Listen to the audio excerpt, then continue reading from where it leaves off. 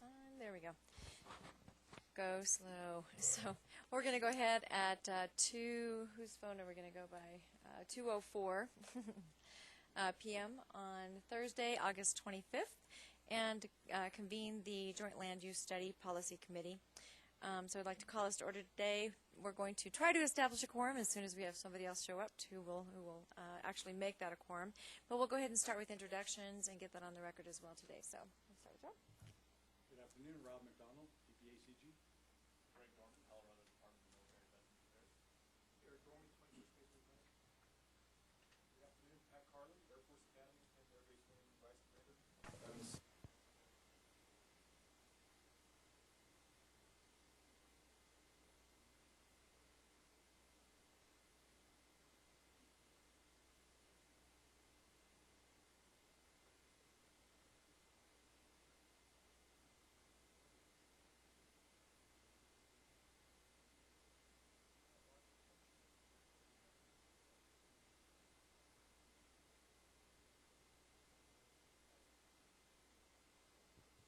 I'm Brian Potts. I'm the program manager for the Joint Land Use Study at PPACG. Tim Payne, Fremont County Commissioner. Peggy Littleton, El Paso County Commissioner, standing in for Daryl Glenn, who wasn't here to join us today. So we're going to go and look at our agenda for today. And does anybody have any? We can't really vote. Is Andy a voting member? Yes. Yes. Okay. Andy is the quorum. So Andy, go ahead and introduce yourself for the record. Okay, so we have now established a quorum. So with that, let's go ahead and look at our agenda for today. Do we have anybody would like to approve the agenda? Make a motion to. Approve. Okay. Call the roll. Those in favor? Aye. Anybody opposed? Okay, agenda is approved for today. We're going to open it up. Agenda item 3 is public comment. So is there anybody here who would like to speak on the agenda today or speaks about something that is not on the agenda today? Nope. Seeing none, we'll go ahead and go to approving our minutes from last meeting. So I'm assuming that everybody had an opportunity to review those minutes. Yes. Yes. I think under item 7E2, there was a mention about the stormwater off of Fort Carson, I guess exceeding all standards, and that's not true. I think the comment that from the last meeting was during some of the rain that we had, in particular portions during some very high rain intensities over the last year or two, we exceeded some of the total suspended solids going in our stormwater off, but not all standards off of Fort Carson for our stormwater. So I would ask that would be amended from all standards to total suspended solids. All right, that has been noted in my notes, and we'll get that corrected. Thank you. Any other modifications for the minutes? Yes. Yes, ma'am, just one thing, 7E1, USAFA, the fourth line down says Fountain Creek Watershed study is ongoing. I believe that should be Monument Creek Watershed study is ongoing. So just that one change, one word. Is that accurate that it is the? Yes, it is. I'll get that corrected in the record. All right. Okay. Any other modifications or clarifications for the agenda? Seeing none, would somebody like to go ahead and move to approve with the recommended modifications? Second. Go ahead and call the roll. Those in favor, say aye. Aye. Anybody opposed? Okay, we'll go ahead and go to agenda item 5, the manager's report, 5A. Brian. Good afternoon, everyone. I'm here to give you an update on what's been going on during the last 3 months since our last meeting on June 2nd. There's a lot to update on. There's been a lot going on this summer. So, of course, as you all noticed, there's a significant staff change. I am not Angela Essing. She, of course, had announced at the last meeting that she was moving on. Her husband had been stationed at the U.S. Embassy in Mexico and was going to be joining him there.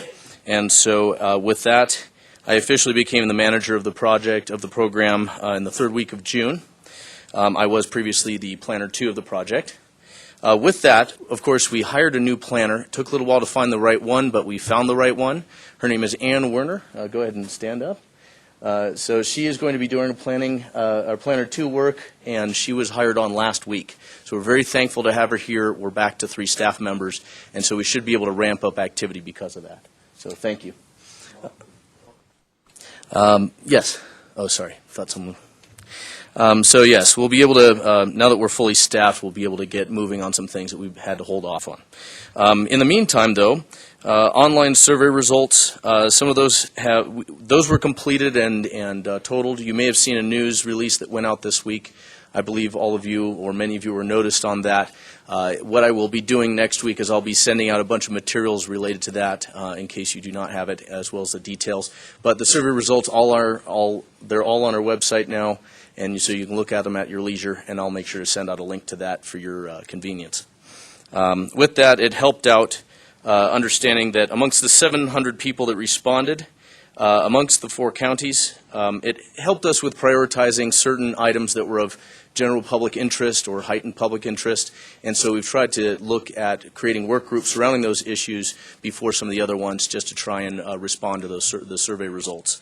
With that, that includes the ongoing U.S. Air Force Academy Flight Training Working Group, which I'll talk more about later.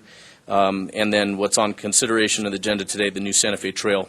And also the Fort Carson Noise Working Group. We can work on the title with that, but I'll get into what the general intent was behind that based upon the comments we received. So with that, that's given us some guidance. And again, this was just the first round of public outreach. As we continue to go through the study, we will continue to reach out to the public, make sure that we're on the right track, and continue to have the public help with informing this study, as well as the input from everyone here. Next on what has happened, we spent, Rob McDonald, Executive Director, and I spent a lot of time during the last couple months working with the Office of Economic Adjustment to incorporate Schriever into the grant, because at our last meeting, Schriever had only been recently approved for incorporation into the grant, so we were working to adjust the scope through a supplement and an amendment in order to extend the time period of the grant and the scope, given the addition of that and some other factors that have come into play. So with that, we are very close to getting official approval from that. We expect it in the next 2 months. That'll extend the study date out to the end of March 2018. And so we're just waiting on that. As soon as we get that information, we'll let you know if that has occurred. In addition to that, I'm going to begin doing something to help keep everyone in the loop. In the past, we just have these meetings every 3 months, but I think it's going to be useful if at the first week of every month, I'm going to send to everyone an update email with bullet points that give a status of what are some of the things we are working on, what's coming up, and that way I think it'll help keep everyone informed and allow you to ask questions more readily as something comes around. So that's something we're going to roll out. I'm going to be working with Rachel Beck, our communications director, to get that out. So you'll start to receive updates, and so I'll be sending you additional information as at the first week of every month. So you can look for that. And that's all I have for the manager's report. Thank you. Just wanted to make a note that we did have Norm Steen from Teller County join us as well. All right, we'll go ahead and go to 5B, the technical committee report. Also Brian. It's also me in this case. In the future, Ann Werner will be handling this, but obviously since she's just been here a week, and I was here for the last technical committee meeting, and then the most recent one was canceled due to a lack of items. So with that, at the minutes from the last technical committee are included in your packet, so you can review those at your leisure. The highlights of that was that we discussed the structure of the document and started to have that discussion. Obviously, we need to establish that early on to make sure that as we go forward with identifying these issues and studying them, that we're getting things in the right order, and that it's going to end up with a document that's very workable for everyone that's going to be using it. So we got some great feedback, had great discussion with the technical committee, and also discussed some of the working groups and their status. And so that was good. That was the June 2nd meeting. And, of course, as I mentioned, the one that was going to be earlier this month was canceled due to a lack of items. However, we do anticipate that at the next meeting, which is on December 1st, as is this one, both of them are on the same day just because of Thanksgiving. Ended up with that scheduling issue, but we will meet again then, and we expect to have a discussion of some of the strategies that a couple of our working groups may have developed at that point to see if they're ready to pass on up here to the Policy Committee for consideration. And I'll go ahead and see, Greg, do you have anything you'd like to add about the previous technical meeting? No. All right, thank you. That concludes the technical, Since that meeting is going to take place on the same day as this meeting, will you have any update for us at our next meeting from the technical group?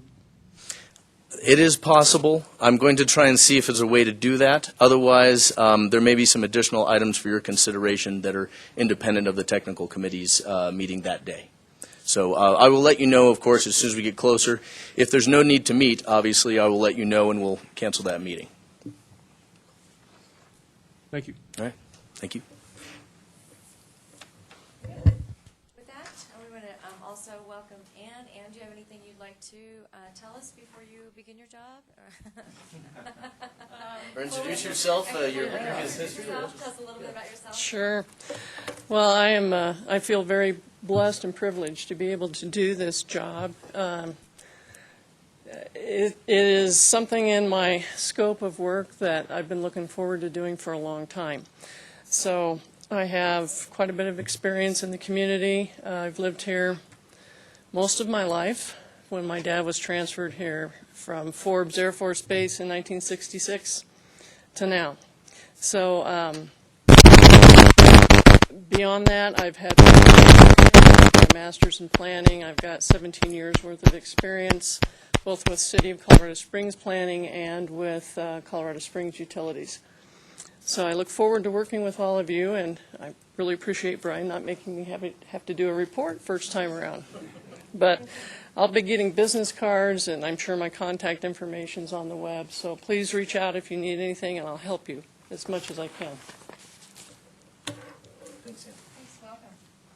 So we'll go ahead and go to agenda item number 6, action items.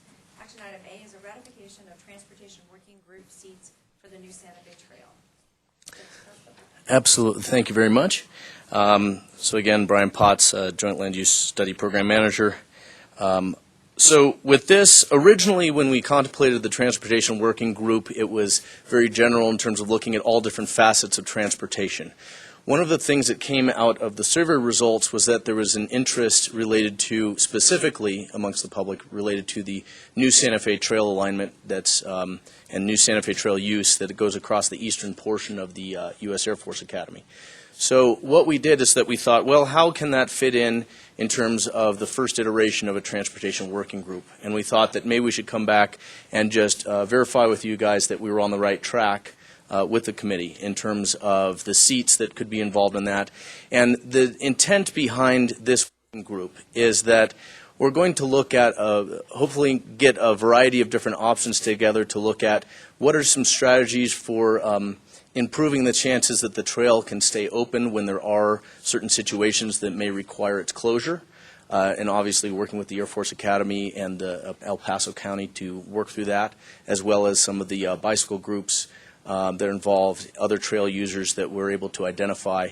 The other issue that has arisen is that through the discussions with the Monument Creek Watershed Restoration Master Plan, there's a recognition, and the City of Colorado Springs has, and El Paso County has recognized this, that there's some occasional repairs that are required as stormwater has caused damage to that particular trail. So there's a need to look at it from the natural standpoint as well, is that what can be done in terms of strategies to help with maintenance of that trail, or is there going to be an eventual need that that trail may need to be realigned due to some kind of stormwater event?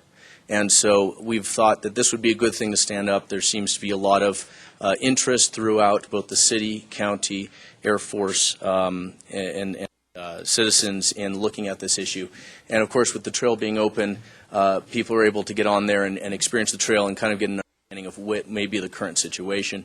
So we're hopeful that this first iteration of the Transportation Working Group as the new Santa Fe Trail Working Group will help to resolve an issue that's been out there for a while and needs some attention from a variety of different stakeholders. With that, staff is recommending that you guys consider this, and I'd love to hear any comments you have as to some additional items you think the working group may be able to tackle. Yes, Turner. Are there any concerns from the military about security by the use of that trail?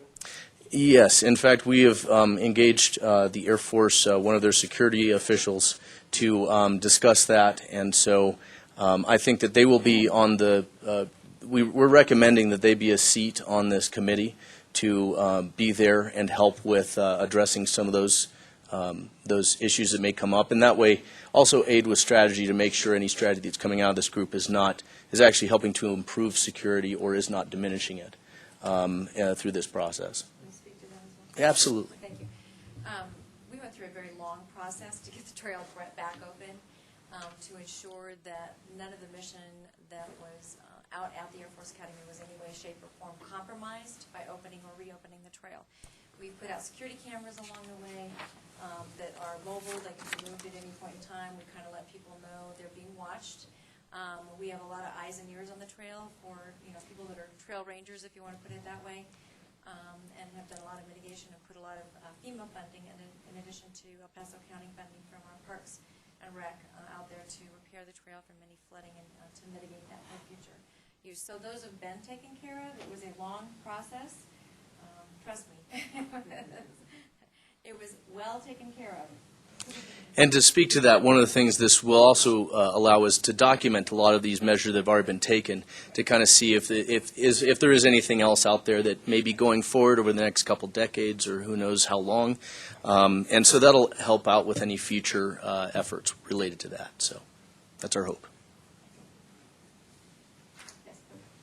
Brian, I've got some questions for you. Absolutely. And I think this is a great topic to take up, so appreciate that. When you say this is the first iteration of the Transportation Working Group, could you clarify that a little more? I mean, is there going to be a full Transportation Working Group working at the same time dealing with the larger picture issues? Absolutely. Absolutely. Because there are, of course, a lot of issues related to transportation are going to surround vehicular traffic, commuters, and so forth. That may be another iteration of a transportation working group that all fits kind of under the same umbrella. And so that's one of the reasons also why we thought we better break this out and make this a little bit more specific as to what particular issue is tackling, rather than calling it a transportation working group. And then this one suggestion I have for you is we may want to think about adding a representative for whoever's going to be the developer of the new visitor center project, because they're going to be taking over 50 acres of land on both the north and south side that will, I think, run right along the trail. I don't think the trail passes through the property, but maybe it does at some points. But either way, they may be putting together a development plan that includes the trail. Do they want to do a restaurant there that they're expecting trail users might stop at, or who knows? But that trail running along their property would impact them, and I think they would be an important participant in that group. I think that's a great suggestion. We'll add that to our seats and try and do some outreach with that entity.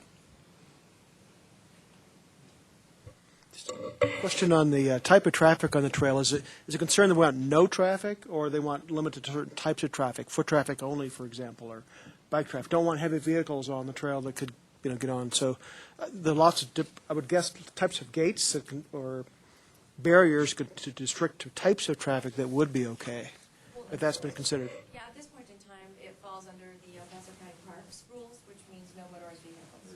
It's simply pedestrian, bicycles. I don't know that we even allow horses up there on that trail, or equestrian, but it's definitely pedestrians and bicycles at this point in time. It's not accessible. You can't get a car through the gate. I mean, you could, but not. Maybe a monster truck. That's about it. Yeah. Okay. Evidently haven't been through there before. No. you don't dismount your bike. I've got lots You will of go, stuff. you will hit the fence. Because it zigzags around to make sure you get in there. I see a walk after this, Norm. We're heading The over. RFP that Andy was mentioning, that's what I was getting at, because the original footprint that I had seen actually went through that particular property, that particular trail, and I said, okay, how does this factor in on all the issues of security and access and environment and stormwater? And that's, again, I don't know how you factor that in, because I don't know if anybody, does anybody respond to the RFP yet? I believe that's still out on the street, and the RFPs have not come back. You're talking to the visitor center, sir? Yes, sir. I believe the RFPs have not come back in. Is there a due date on any of this stuff? There is, I don't know what it is off the top of my head. Okay, thank you. Like I said, I was bad for that. I know it was this month. It was in August that it closes, so, yeah. It's soon, I know, but I don't know the exact date. Thank you.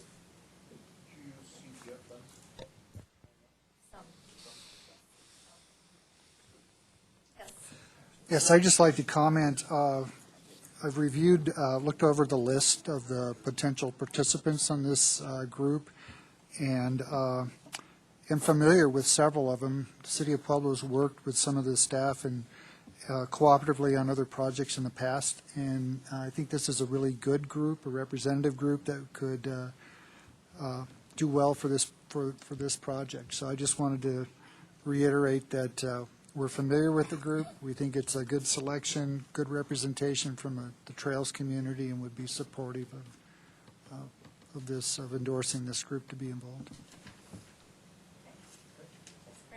Just one question for clarification. With respect to how this working group would fit into the JLUS at large, what would be the purpose of this working group? Is it supposed to come out with a long-term solution to how the Air Force Academy should handle issues with the trail, or just kind of like was mentioned before, is it more documenting past issues and things that have worked and maybe haven't worked with maybe a suggestion? Because I just worry that there could be some strong recommendations that come out of it without much teeth to really enforce. Yes, and so the main goal of this working group is to come up with some general strategies. With a lot of these working groups, we're not going to come to an actual specific solution, say any kind of trail alignment or anything like that. It's going to more take a look at how have things been working so far. What are some things where there's room for improvement, possibly even just with information sharing between the community and the military or cities and so forth. And in the future, if there are any alternatives, say an alternative trail route decades down the road, who would need to be involved in that? And those kinds of general strategies. Yes. Thank you, appreciate it. So just to have everyone be thinking on the same mindset. So the Air Force Academy, very unique, a college campus and a military installation. A lot of times those two things line up well, sometimes those two entities don't line up. And in respect to the trail specifically and access in general, my boss, Colonel Dunn, and the Superintendent General Gould have to balance having an open installation, the college campus, and a secure installation in a military base. We have about 1 million visitors a year that come to the academy for various purposes, for sporting events, athletic events, parents, local visitors, out-of-town visitors, and some of them to use the Santa Fe Trail for recreation purposes. So if the security threat changes in the future, my boss, Colonel Dunn, Superintendent General Johnson, going back a few years, my previous assignment when I was at General Gould, would have to consider potentially closing down the trail if it remained in its current alignment on the west side of I-25.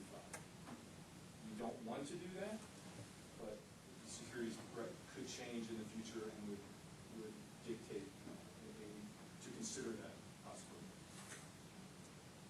So I just wanted to throw that out there so everyone's on the same page. Thank you very much.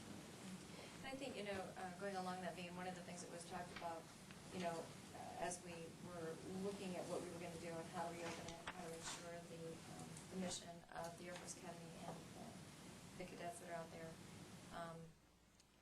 it would be an expensive proposition, but it should be something that should be worked into the study as well. If there were a potential possibility for a long-term escalation in, going from, Bravo to Charlie, would it be feasible, because that is on the outlying perimeter of the Air Force Academy, to put a 6-foot fence, wire fence along there to allow people to still utilize the Santa Fe Trail, but have it not be totally segregated and separate from the Air Force Academy? I mean, it's a lot of miles to put up a chain link fence, or could there be something that was electronic in that way, shape, or form, that people just didn't want to cross because they didn't like consequences of crossing that little line?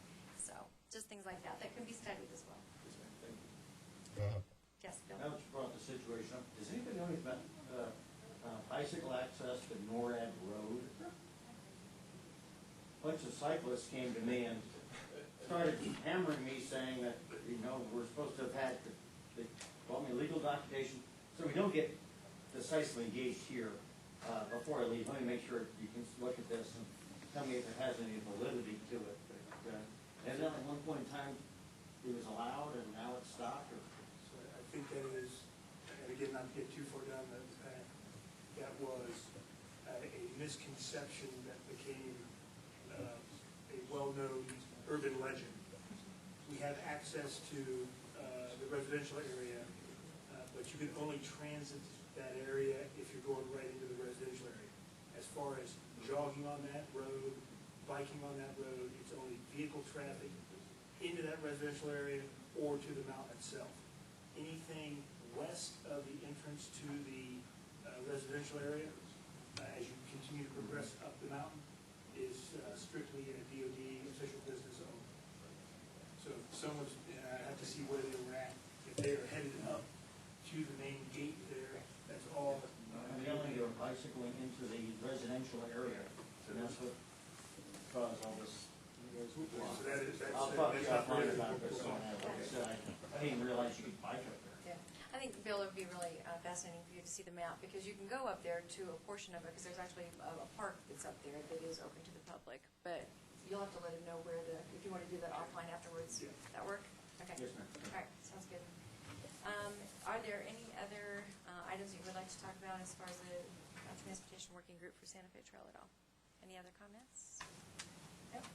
Thank you for suggesting that those that are pointed to it with the addition of a developer for the visitor center be added to that. So we'll go to action item number 6B, the creation of a Fort Carson noise ordinance. Actually, we'll need to go ahead and take a vote as to whether to approve. Yes. Sorry. Yes. Now that we do have a quorum. We do, now we do have a quorum, thanks Don't to know. Andy and Norm that showed up, so we have a vote for, so my apologies, so it is an action item. So with that, do we have a motion to go ahead and approve it? So moved. With the addition of the developer for a new visitor center being added to the list. So moved. Okay. Those in favor? Aye. Any opposed? That motion carries unanimously. Let's go ahead and go to action item 6B, the creation of a Fort Carson noise working group. Hello again. This is not going to be typical in the future. There will be a more diversity of speakers, but in this case, just because of our situation, I am presenting all of this. So with this particular working group, obviously I want to be very clear as to what the intent of this group is. In the survey results that we received, there was, even if there was support, of course, and feeling that the Fort Carson was a great neighbor and community partner, there was still a recognition that people are experiencing noise, and therefore, and we also recognize that Fort Carson has done a lot of outreach in terms of trying to engage the community on this.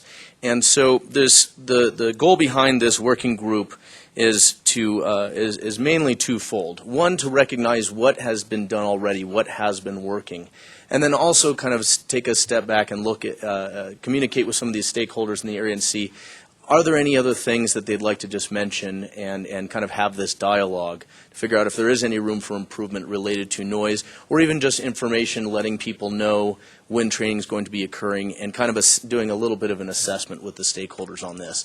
So, and then seeing if there are any strategies that can come out of this. Obviously, the idea behind this is that we would have a variety of stakeholders that have been participating in the past related to this. We will work with Fort Carson and with the communities to kind of get a better sense of the exact people that need to be at the table for this. But given the study and what came through, we felt that it was important to bring this to the policy committee to get feedback from you. And also, noise and vibrations were what were mentioned, so that's what we put in the title. Is that a sufficient title for this working group, or would you like to see a different title for this? So those are kind of my questions to the group, but I'd love to hear your suggestions. Of course, we'd recommend that this be approved so we can maybe get going on working on this fall, and as people are not outside as much, what input they have. With that, I'll open it up to you. Two questions. One, is this in the survey, did this extend to helicopters traveling over Forest Service land? Yes, there was some of that as well, and that's part of the outreach that I know has occurred, is that there's been a lot of outreach. Yes, and part of this could come out is that should this group not feel adequate in addressing some particular issues such as helicopter training, because that is maybe a more widespread airspace issue, that could be something that they recommend be studying by the regional airspace working group that we hope to stand up later. And so that could be something that comes out of this. Yes, yes. And then just another question, would people perhaps consider just calling it a training, forecasting training working group Yes.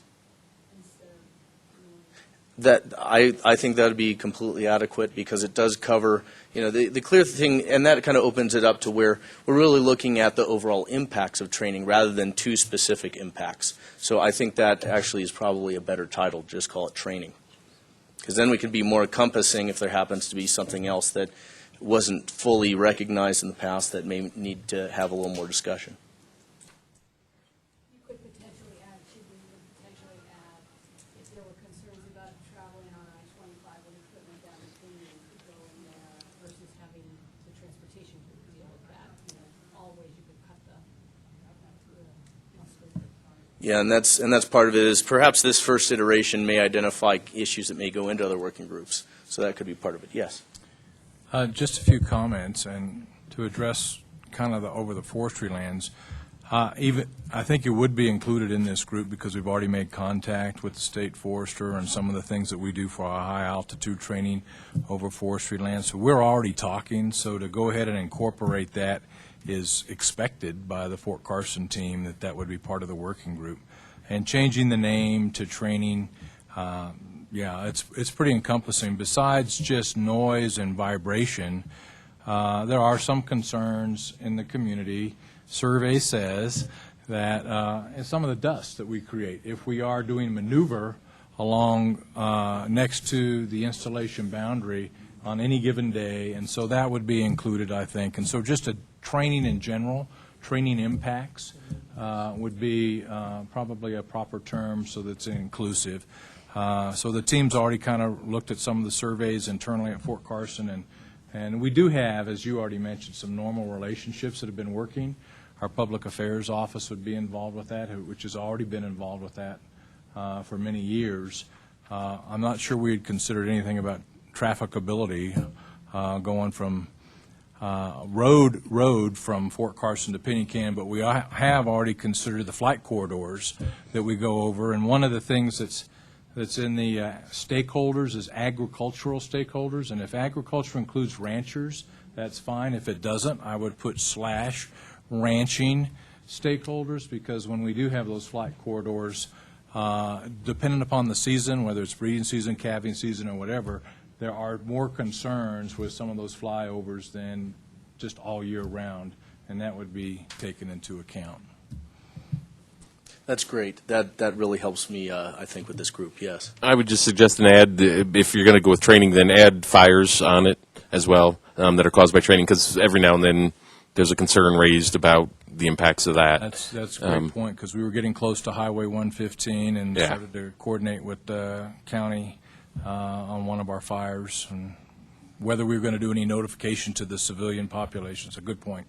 And I would suggest that Teller County be added to your list of government stakeholders. I would suggest that we also have BLM, because they're quite involved with the Hammett.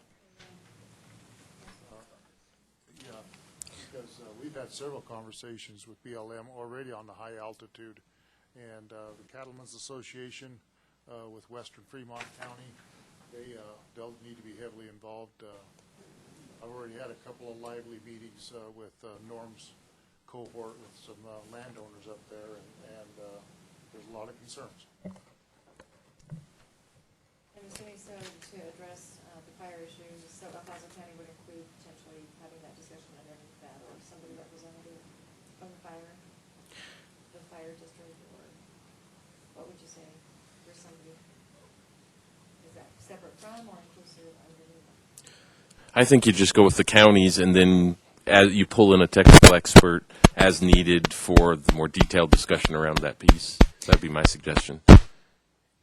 One thing to kind of note, given the geographical size of that area and kind of the logistics of the meetings, what we may have to look at is also ways to kind of do sort of maybe subgroups within this, just in order to, because Teller County, I'm not sure if we need to have them come down to Pueblo to meet, or Pueblo having to come up to Teller County, given just the size. So that may be something that we end up doing from a geographical standpoint, is we create subgroups within this working group just to facilitate the discussion and figure out some way to get that kind of back to the larger group. So, if I can recommend maybe one more stakeholder, and if I missed it, I apologize, but the National Guard units that train out at Fort Carson, in addition to the active duty, because we were there just a few days ago, and they raved about the unique partnership that the National Guard has using Fort Carson training facilities. So I think they would specifically have a role in it. okay. All right. I've noted all these suggestions, and what we'll start to do is that we'll start to try and figure out how this, the dynamics of this group would work, given with these suggestions. And we're hoping that we can get some, the first meetings of these to occur this fall. So, of course, I will make some outreach to the various stakeholders and try to get this coordinated. And, of course, I'll send you updates on that, unless there's any other questions or suggestions. Yes. Yeah, absolutely. Just a point that I don't know would need to be in the charter, but as the group convenes and starts to talk, there is a new impact, and it can be not just the military on the civilian, but the civilian on the military, and that has to do with what we call in the military UASs, unmanned aircraft systems, but it's drones in a sense, and the very fact that so many civilian components can be flying drones, and that can be encroaching into the installation areas, and so that may be something that comes up when the experts get together. I'm not recommending that it be included now, but it's something that I know is probably going to come up and need to be discussed and maybe even added to the scope. Okay, and otherwise, if it makes more sense, that's something that may be able to be addressed within that regional airspace working group again, given that that regional airspace working group, once we get that further along, we expect that'll include some airport FAA individuals, which may be a good place for that. But that doesn't mean we can't start to talk about it and make a referral that a working group work on a particular aspect of that. So, all right, that's noted. Anybody else? Is Annie? Yeah, one more comment about just a little bit that I know about the Hannah and the conversations we've had. I'm sorry that I haven't been to more of these meetings. Have you talked about, and I'm going to ask you, Rod, just because you have probably the most breadth of knowledge, tenant units who come to Carson and we love them, but they don't know us, and then they are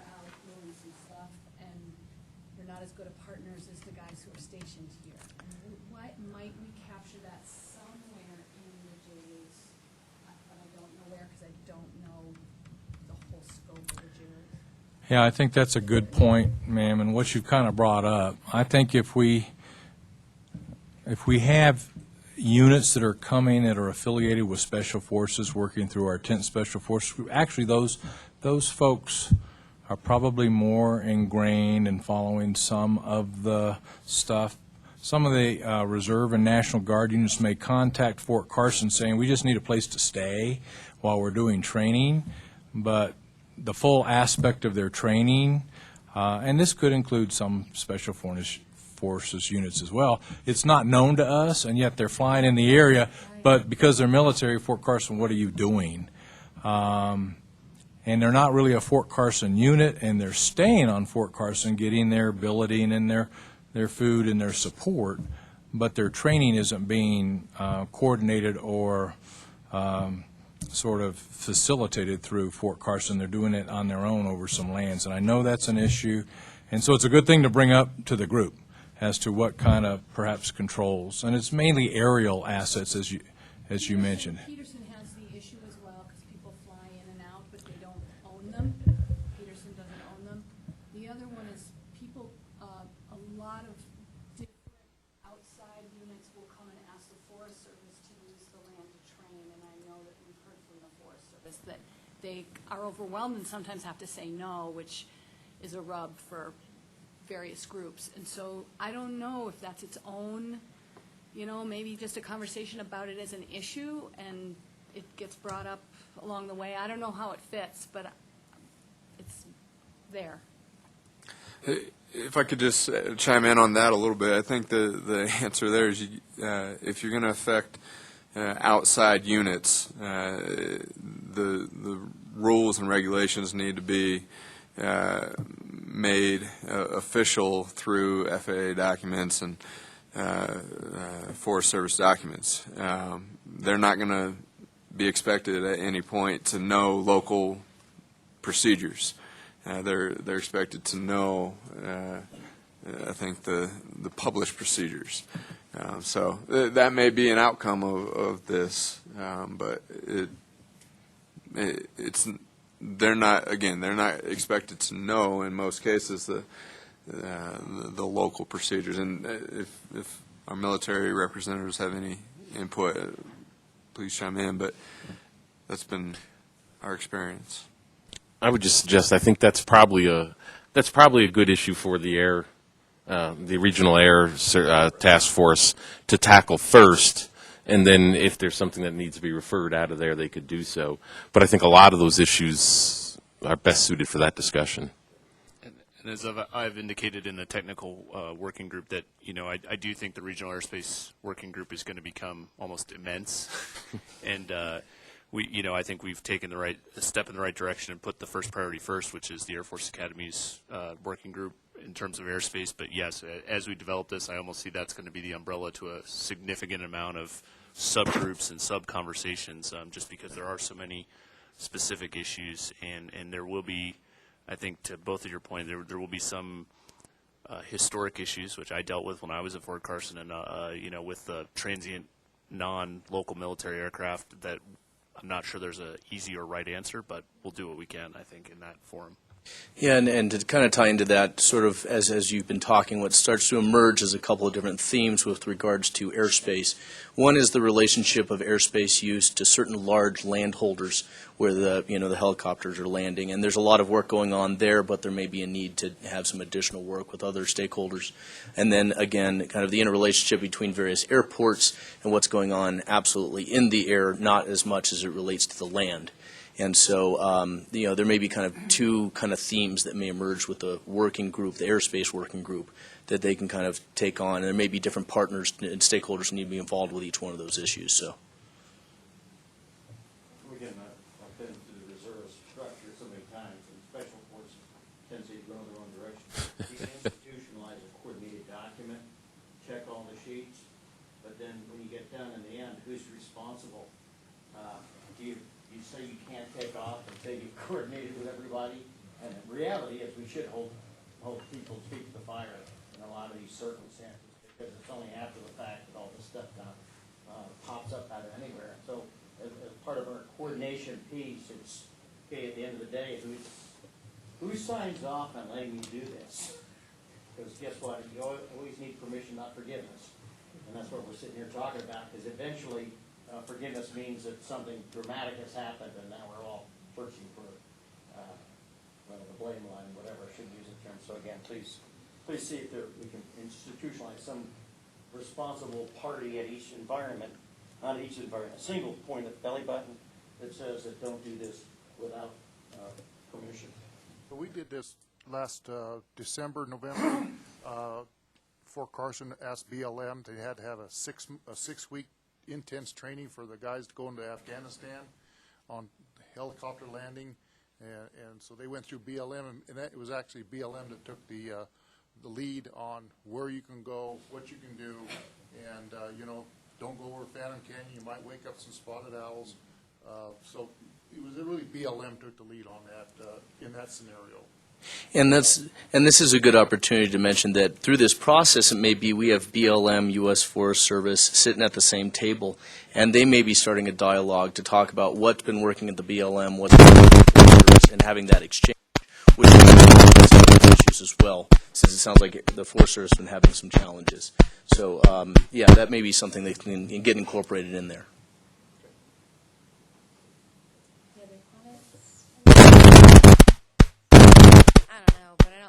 Brandon or Andy and I, with our eyes and ears, and heard any sound or saw any dust while we were out on the strikers at 40 miles an hour on Monday morning.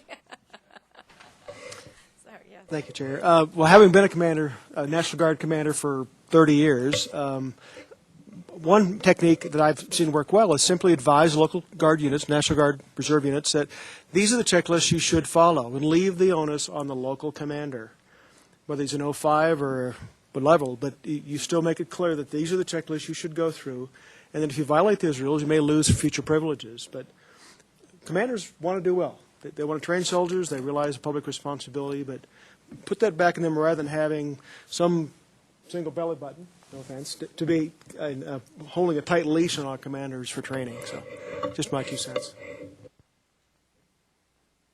All right, with that, let me just encapsulate that. Looking at this, action item 6B is going to be renamed the creation of a Fort Carson training working group. We're also going to be adding the following stakeholders to the list: National Guard, Teller County, and the BLM. Any other modifications? Just training impacts working group. Training impact working group. Okay. Okay. So do we have a motion by anyone who'd like to? Bill, was that a motion? Yes, ma'am. Okay. Make a motion, training impact working group. Okay. Okay. Okay. We'll go ahead and take a vote on that. All those in favor? Aye. Anybody opposed? Passes unanimously for the creation of a Fort Carson Training Impact Working Group. We'll go to information item 7A, USAPA Flight Working Group Update. And I'm not sure who's giving that.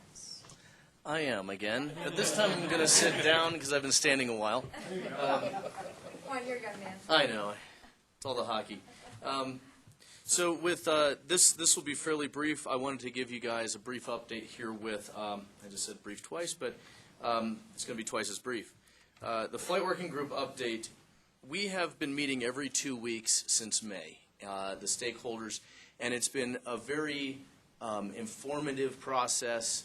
There was a lot of discussion that had to occur before we even got to the point of starting to look at strategies.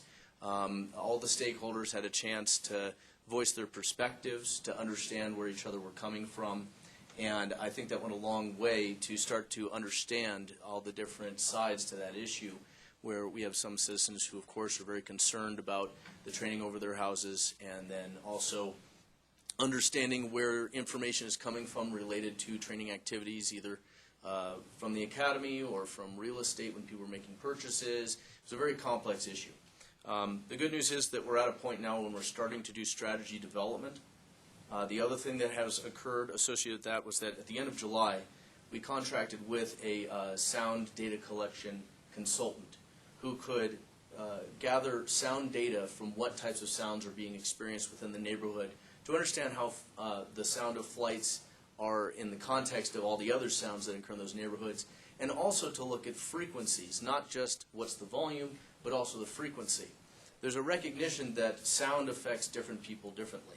And so what we're also trying to figure out is are there certain types of sounds that people just pick up where other people do not, and trying to get a sense of that to help people understand how sound affects people. And so what may come out of this, some of these strategies are going to be an explanation to the public that helps them with understanding the way sound works, how people are affected by sounds that are in their area, and should help with formation of strategies surrounding sound. So we think that some of the things that may come out of this may also inform training impacts related to Fort Carson. So we're at a point right now, though, where we've gone through a lot of strategies that are not related to sound. We're waiting for the data analysis to occur.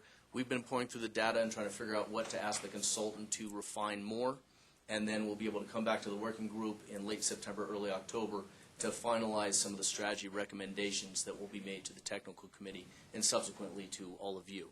So with that, that's where we are with the flight working group, and so things are going fairly well, and we're getting closer. I'd say we're over halfway through with the work in that group. That's it. On that one? I can go and briefly talk about project schedule update, the next item. That's going to be very brief. Okay, I have just one Yes, comment absolutely. on the flight working group and the sound and the noise and stuff. A couple of years ago, when we were having the discussion at the Air Force Academy, it's one of the things that I put out there on the table that at some point I would like to have signs entering El Paso County on both the north and the south that just say, welcome to El Paso County, the sound of freedom is heard here. So I'll be working on that a little more aggressively starting in January for obvious reasons. It'll be a different kind of a board and a makeup that's going to be there, and working with CDOT at that point in time. So just to kind of give people a fair warning that they're coming into a location where we actually have planes and trains and helicopters and fun, funny, shooty things here. All right, go ahead. We'll go ahead to item number B, project schedule update. So with this, what I'm going to start doing is rather than necessarily having this a big focus at the meeting, I'm going to be doing more of this through that email that I mentioned earlier. I think that'll give a chance for people to take more of a deeper look into what we're working on, see within the fuller context. The next sort of highlight is, in addition to starting to roll out some of these working groups, which that have already been approved, I'll start to notify you as we're getting those going and potentially ask for feedback related to that. And then now that we're fully staffed, we're also going to begin to draft some of the introductory and background sections of the study just to get that going so that we can stay on track with getting the document done on time, since it's going to be fairly substantial and take a lot of effort to figure out the best ways to break it down and things are digestible to the end users. So that's all I have for updates.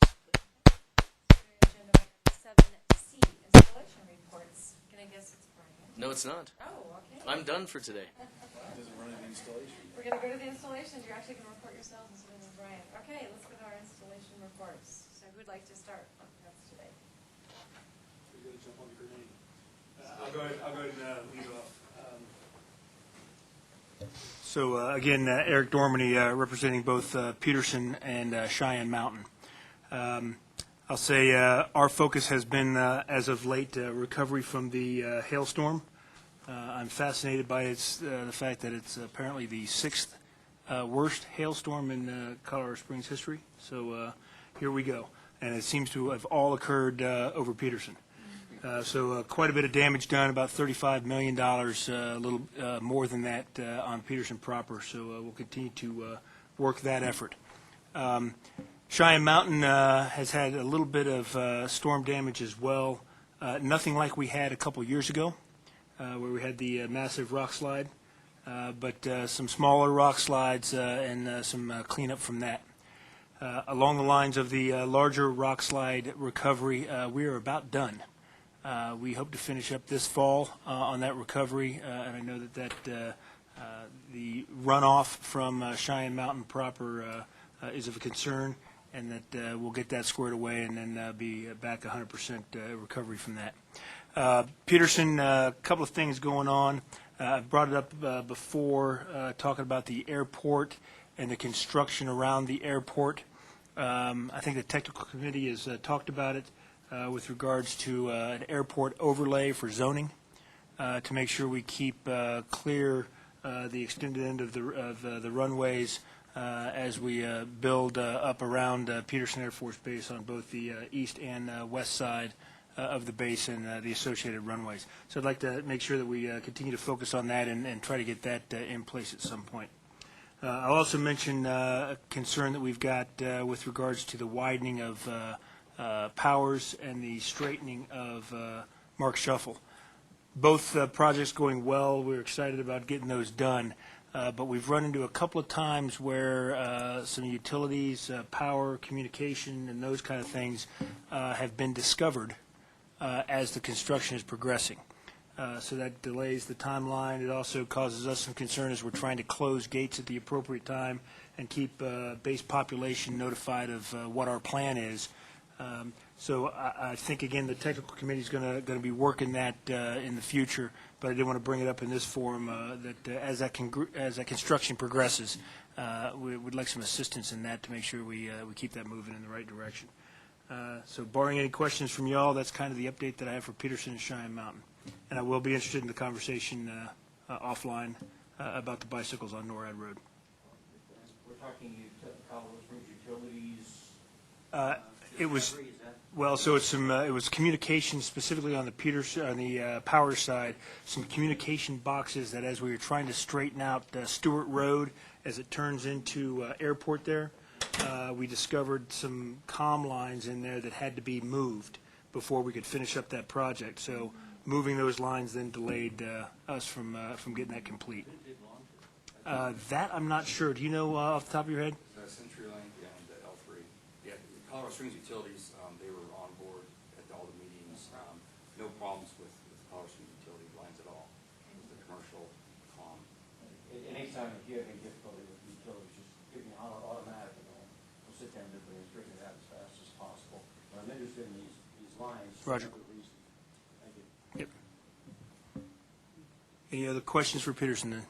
Are those companies going to be at the table with you going forward so they can give you their maps? Yeah, my understanding is that we've found the error. We are now everyone's on board to get that squared away. But the hope is that we wouldn't have to relearn the lesson with future projects.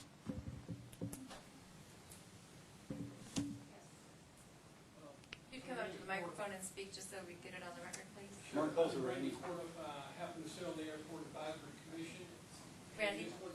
Randy, if you could just come up to the microphone so we can get it on the record, please, appreciate it. I normally don't need a mic.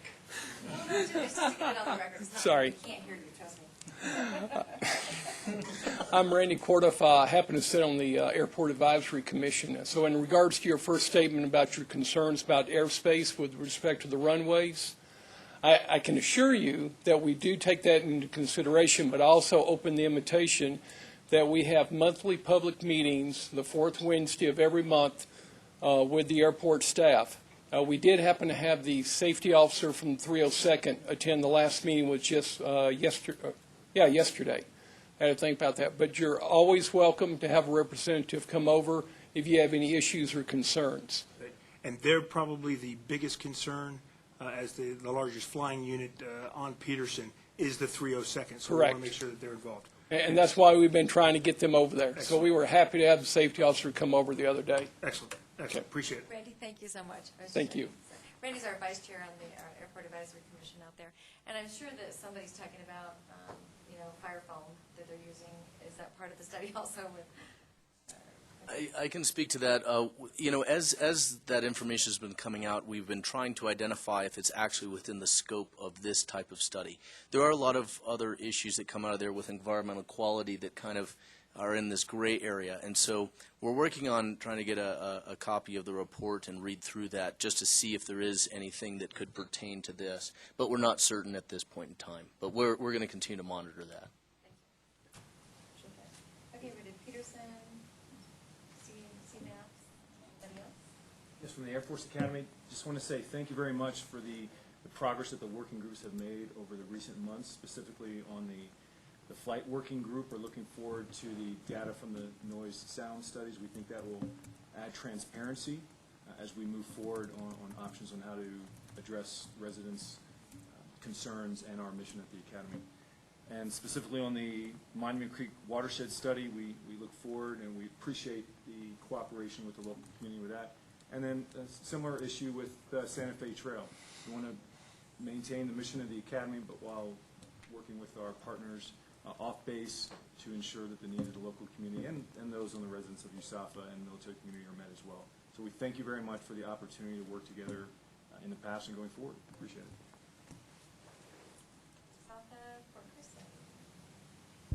Thank you. Just stepping back a little bit from some of the stuff we've already talked about, directly relating to the JLUS, but just putting some context onto Fort Carson. If you were to look at Fort Carson 10 years ago and you look at it now, with the 4th Infantry Division being home stationed, and then some of the changes that have made from the 2005 BRAC that occurred until now, Fort Carson is sitting as the 6th largest installation by troop population in the United States Army right now.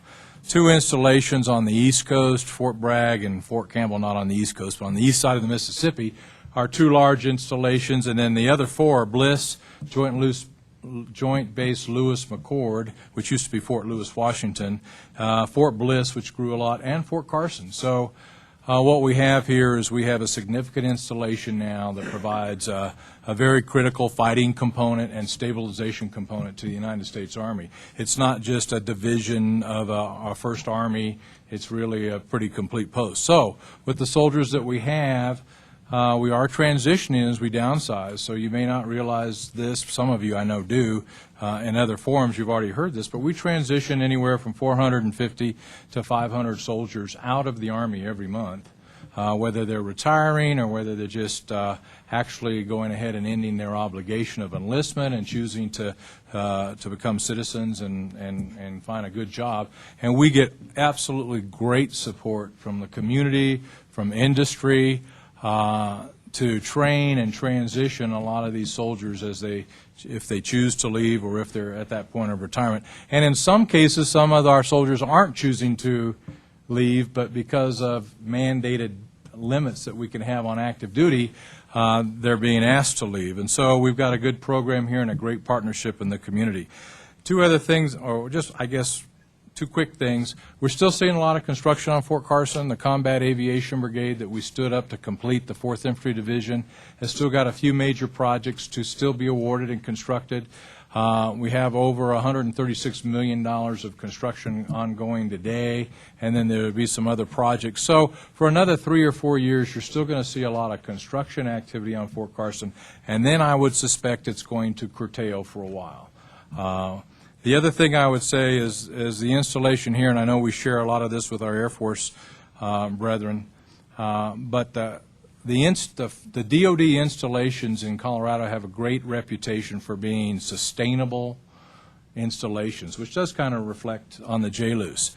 For instance, at Fort Carson, we have more energy-efficient buildings than any other federal installation for our size of our footprint.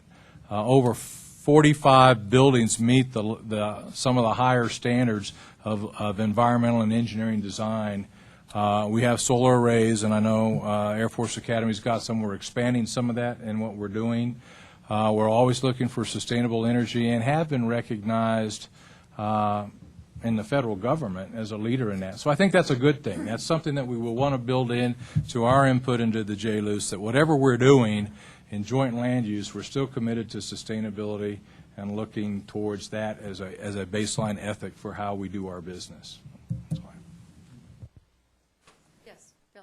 Especially everybody here, we've had a lot of discussions that from sustainability to self-sufficiency terms, where the bases were building their own power plants and wastewater treatment facilities. If you have any information in that regard,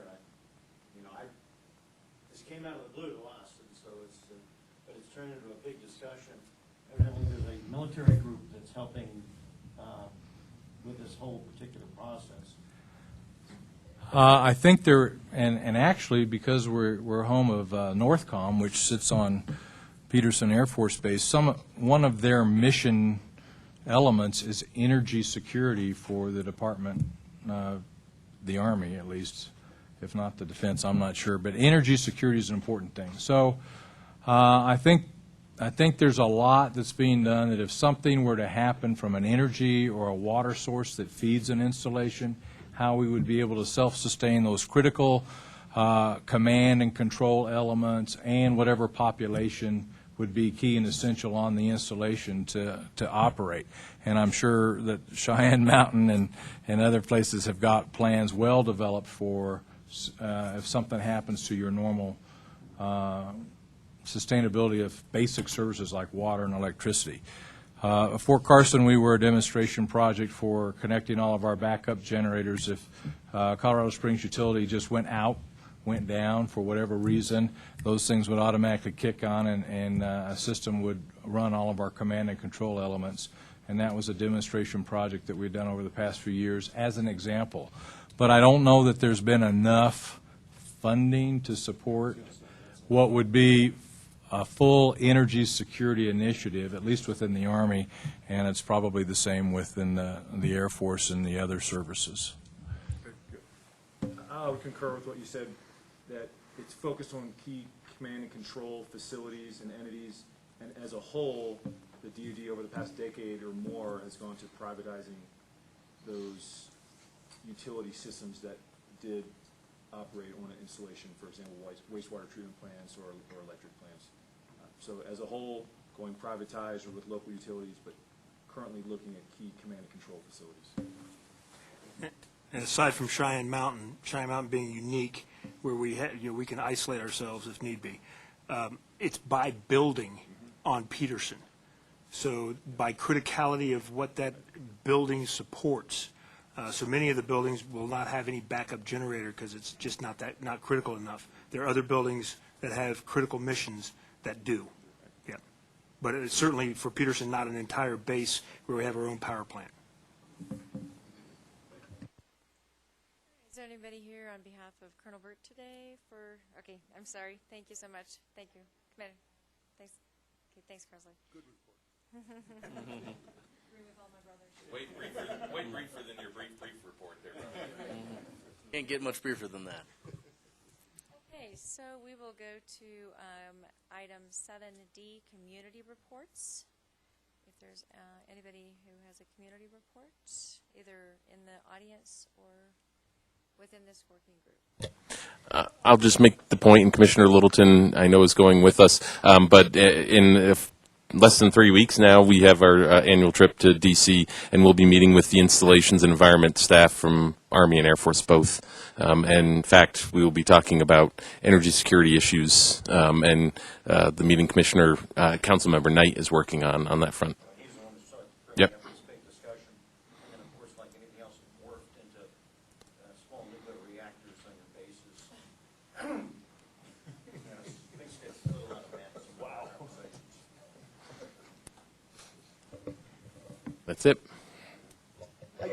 Give a quick update from Teller County. We just completed about an 8-month study on telecommunications in Teller County. It was a third-party contractor, about a $75,000, primarily DOLA-funded study. It was in conjunction with El Paso County. So Western El Paso and Teller County now are working together with other agencies such as CDOT, commercial telecommunications company such as CenturyLink and Peak Internet, up to for developing such things as like a dig once policy for laying fiber, laying telecommunications lines in the ground. Other factors like permitting of commercial towers, radio towers, emergency network towers on public lands, BLM and U.S. Forest Service, and permitting access into rights of way along highways and public roads for laying of communications lines. So we have the recommendations from that study, and now we're at the point of implementation. I'll be working with Commissioner Clark, I think, primarily, being Western El Paso County for getting some of those things done. Once it's approved by the board as having completed all the statement of work, it will be. It's about maybe 150-page document, and glad to give it to you, Annie. Sure, real useful. You guys already passed the resolution yet that we passed on? We passed all those back in July. Okay, all right. Yes. So Yeah. there is going to be a ballot question on just Yep. allowing us to Yep. work together more cohesively going in the future. Yeah, the state law, Senate Bill 05152, prohibits local governments from establishing networks. 3 cities and the county have all moved those to public ballot on November 8th. Colorado Springs, try to get it. That's what I was told. Oh, okay. Yes. Turner Smith. I've been attending some PEL 24 meetings, which is the Planning and Environmental Linkage Study for Highway 24 from Colorado Springs going east. And right now that study just goes as far as Rama, but 24 goes, as you know, out to Lyman and farther. But I don't know if that holds any interest to the military as a resiliency factor. If you were trying to move material to 70, for example, and you would normally take it up I-25, but 70 was closed. 24 often does not close when 70 does because it's just enough further south. It's on the other side of the Palmer Divide, so frequently it's open when 70 is not. So just something to think about. This is way out as far as on the timetable. This study is running out to 2040, but I'm sure if there were more need or reason to push it up sooner, if there was support shown to CDOT, or if the city of Pueblo saw some reason to show cause to support this, those types of things might move it along as well. I don't know what their need would be, but I would like to mention that. Thank you. Turner, I think I'm sure El Paso County is working with you on that. Is that not true? Is El Paso County working with you on that as well, Turner? Yes, El Paso County is definitely a partner on that, as well as a few of the towns involved in that. You bet. Brandon, do you have a comment? Yeah, I want to take a brief minute to thank all the military installations for their continued partnership and coordination with our office and other community partners. We're able, as Commissioner Littleton alluded to, we were able to take a group out to Fort Carson a couple of days ago to witness one of their striker training exercises.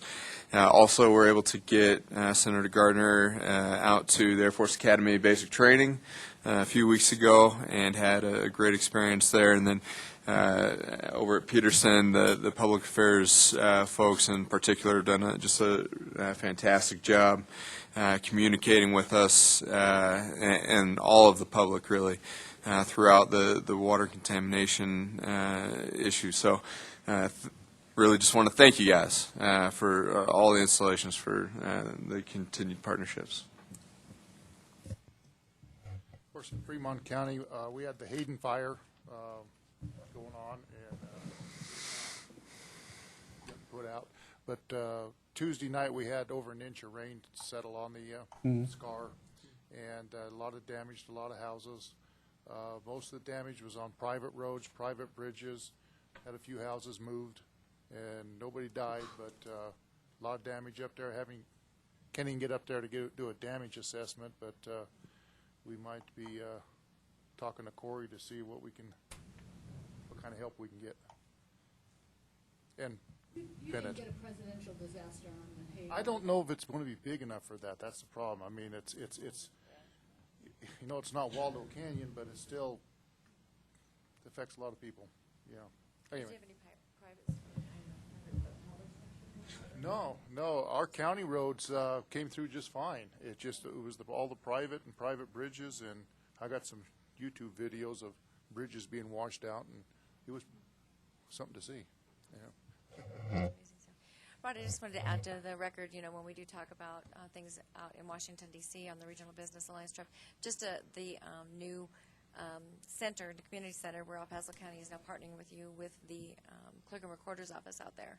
So that was really fascinating, and glad we got that done finally. So thanks to all the partners that worked on that as well. So it's fun. I think I've got a picture of Colonel Hamilton being the first one to get his driver's license. Not for the first time, but nevertheless. I wanted to apologize, too. During introductions, I failed to actually have the folks out in the audience be able to introduce themselves so we know who was here, so my apologies. So, Melissa, hiding behind the corner, do you want to start for us?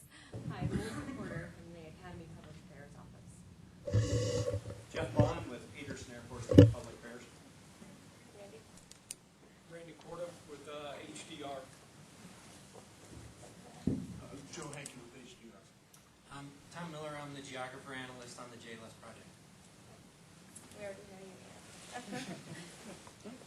I'm Colonel Tim Wright. I'm the 21st Mission Support Group Commander at Peterson. Jonathan Wash Peterson, Civil Engineering. Jared Horstmeyer, I'm a community planner at Schriever Air Force Base. Devin Thomas, Schriever Air Force Base Plans and Programs. Thank you, and my apologies again for not doing that at the very beginning.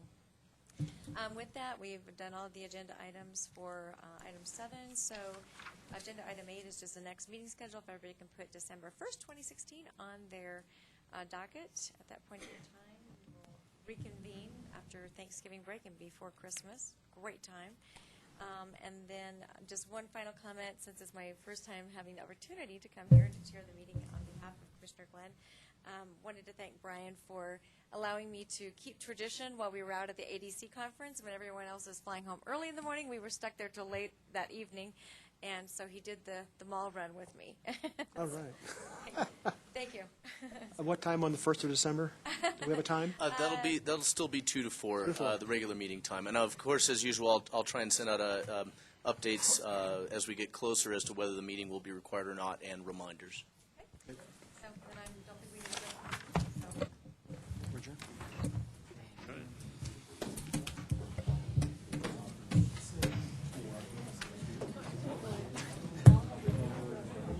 Yeah.